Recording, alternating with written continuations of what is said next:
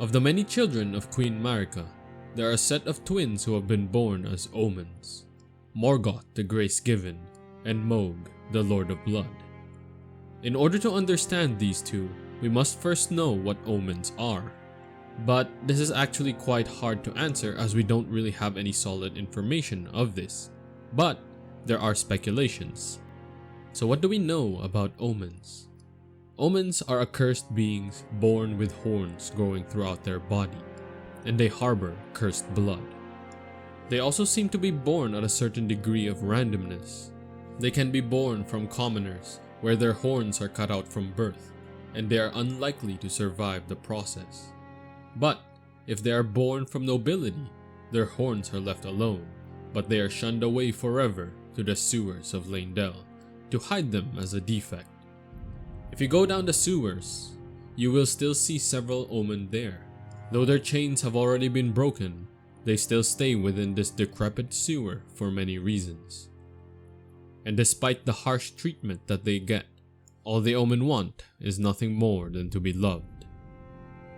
There is an item made to memorialize these babies, and within its description is a plead for mercy. It reads, "Please don't hate me or curse me, please." Now, while being an Omen seems to bring a depressing, isolated, and cursed life, there is a tarnished who wants nothing more than to be an Omen himself, and to spread the blessing of the Omen to everyone. He is known as the Loathsome Dung-Eater. This sane tarnished wanted to become an Omen, and wants to spread the blessing of the Omen. And to do so, he murders people and defiles them with a curse before they die. As such, when they are reborn, they turn into Omens. The first Omens could have been the souls of those defiled by the Dung-Eater, and the harsh treatment that the Omen receive could be to prevent this curse from spreading. If true, then even the gods' children are not immune to this curse. That said, despite being forsaken and cursed, the Omen are a hardy species and are able to grow. They grow to the size of ogres and are fearsome in battle. Despite their grotesque forms, they are fast and powerful. They are even gifted weapons for war, for when the time comes that they must serve, they will serve. Even the two Omen demigods with their golden lineage would not keep them from the treatment of an Omen. As such, they were kept within the sewers of Leyndell, under the strictest of confinement. They could not leave for they were shackled through magic. But eventually, during the events of the Shattering, they would find their way out and pursue their own path. Now, the first of the two Omen twins we're going to talk about is Morgott, the Grace-Given. He is the current and final king of Leyndell. At the dawn of the Shattering, Queen Marika vanished into the Erd Tree, and her children waged war at each other. The seat of the capital was an important position during the war, and many would attempt to besiege Leyndell. But with the seat of the king empty, the defenders might not last. Morgott would emerge from the sewers of Leyndell and fight with the defenders to protect the Erd Tree. After which he would ascend to the throne, not to claim power, nor to rule over the lands between, but to preserve the throne of his mother, protect the Erd Tree, and the Golden Order. Morgott would seal his cursed blood within his sword, and would even seal the sword within a cane, to ensure that his cursed blood would never stain the throne of the Erd Tree. Morgott would invade no other demigod, save for one who committed the sin of blasphemy.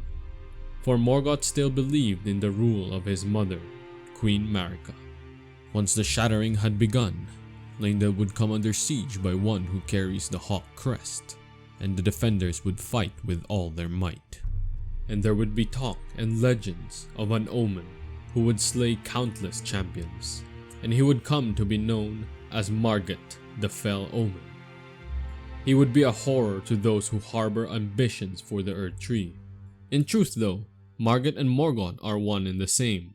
There are many speculations on why Morgott had to hide his identity, but the prevailing theory is that he did not want his Omen self to be associated with the royal family, so as to not sully their name. Once Godric's forces have been beaten, a second attack would come to Leyndell, an attack so revile that Morgott would not stand for this sin, the sin of blasphemy. The attack would be hard fought, and this would be the turning point for the defenders. The forces of Leyndell could not sit idly by while this sin existed within the lands between, for the sin of blasphemy was an affront to all that is golden. With the capital secure, the forces of Leyndell would head towards Mount Gelmir, towards the Volcano Manor. Their trek to the volcano would be as perilous and dangerous as one would imagine, and Sir Gideon Ofnir would call this the most appalling battle in the Shattering. The volcano, Mount Gelmir, lies in the west of the Altus Plateau, the realm of the Erd Tree. It was the stage of the most appalling battle in the entirety of the Shattering. Rykard has committed the grave sin of blasphemy, marking himself as an enemy never to be forgiven. We can still see remnants of the battle, and to this day many soldiers are still fighting with no hope of victory in sight. There is also the case of the frenzied flame within this area, but that'll be for another video. As a new tarnish that arrived in the lands between, Morgott will be the first wall that blocks you towards your path to claiming a great rune. Morgott is aware of the weak and cowardly Godric, and he would block the path of those who would attempt to slay him, not out of compassion, for Godric was the perfect bait for tarnished who harbored the flames of ambition, and he sought to nip them in the bud before they grew. You, however, are a tarnished of great skill, and though Morgott would escape, we would eventually head to the capital of Leyndell, where we would face him once more outside the capital as he tries to stop us once again. And finally, at the throne of the Erd Tree, we face Morgott, the last of all kings. As the tarnished destined to be Elden Lord, he is no match for us. And if we take a closer look at Morgott's body as he lays dying, it seems his omen has been cleansed, his body no longer showing horn nor tail. But how this came to be, I'm not too sure. However, things don't go as planned, and Morgott, despite being the true king of Leyndell, would be rejected by the Erd Tree, and it is revealed that all are rejected from an audience with the Queen. Though Morgott saw himself as a failure, his great rune is the anchor that houses the base of the Elden Ring, and is proof that the Omen King was born of the golden lineage, and he was indeed the true lord of Leyndell. He is probably one who loved his family more than any other of the Demi-Gods. Now let us speak of the second of the twins, the luminary Mohg and the Lord of Blood. Mohg was the opposite of Morgott. He resented how he was treated and came to hate the Order and the Greater Will. During the Shattering, he escaped from the sewers of Leyndell and came upon a revelation, an outer god known as the Formless Mother, a being, a mother of truth. This mother bestows power upon accursed blood, and she craves wounds. And when Mohg stood before her in the deep underground, his blood erupted into flames. He would then understand that the curse he was born into was not a curse, but a gift of love. He fell in love with the defilement of his blood, with the curse that brought him hate. Because of this, he would set his new palace within the underground.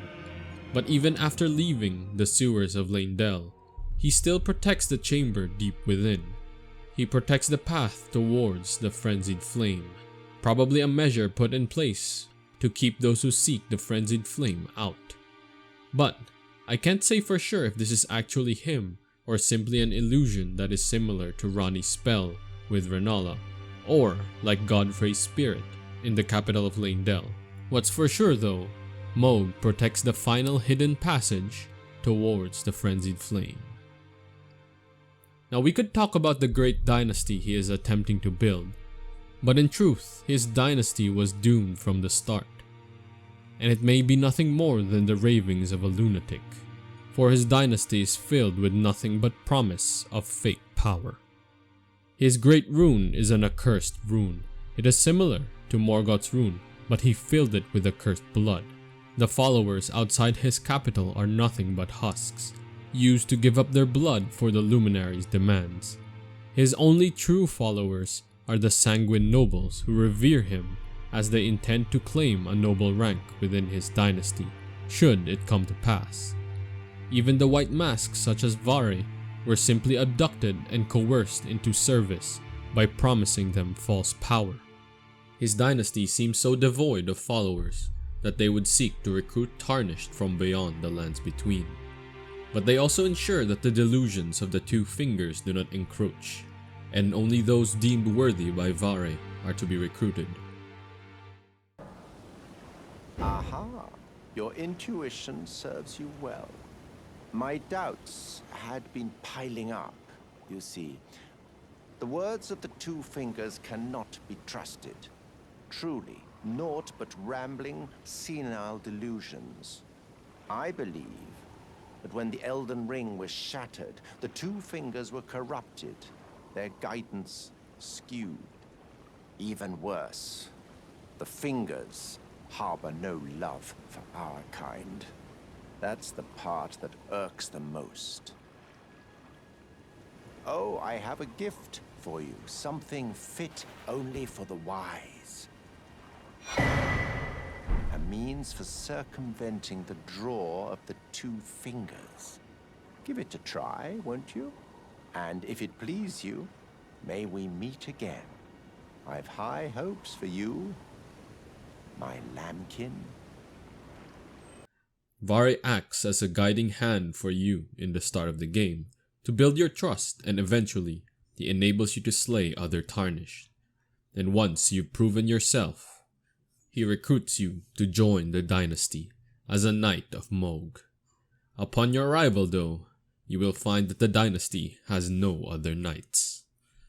You seek violence, heedless of my warning, though you have been raised to a knight of the dynasty. I am pained to the very depths of my being. I'll ensure you regret this, my lambkin.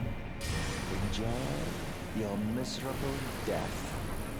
Ultimately, all that was promised to you and to Varre was false power. Oh, luminary Mohg, please grant the strength you promised. I have given everything. Please, my lord. Please, answer me, luminary Mohg.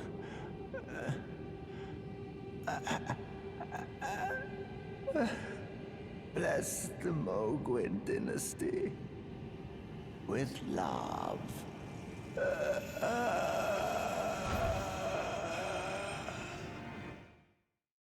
Although the Mohgwyn dynasty seemed devoid of champions, it may not be the fault of Mohg himself, but rather the Formless Mother.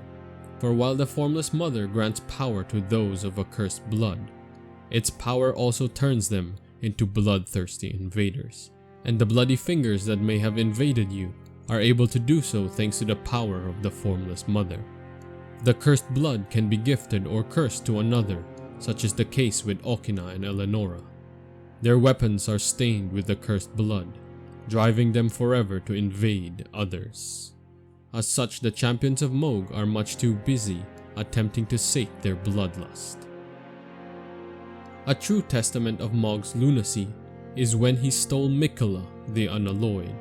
While Miquella was infused with the Halig tree, Mohg would cut out Miquella from the tree and bring his cocoon onto his palace. Here he ordered his followers to render their blood to the cocoon of Miquella.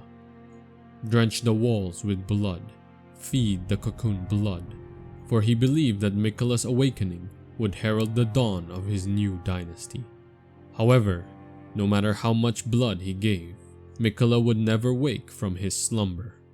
Mohg would spend most of his time here building his dynasty, a well-kept secret even from the 1,000 ears of Sir Gideon, the All-Knowing. Strangely enough, when the Tarnished arrived, we found a lot of Albinorics here.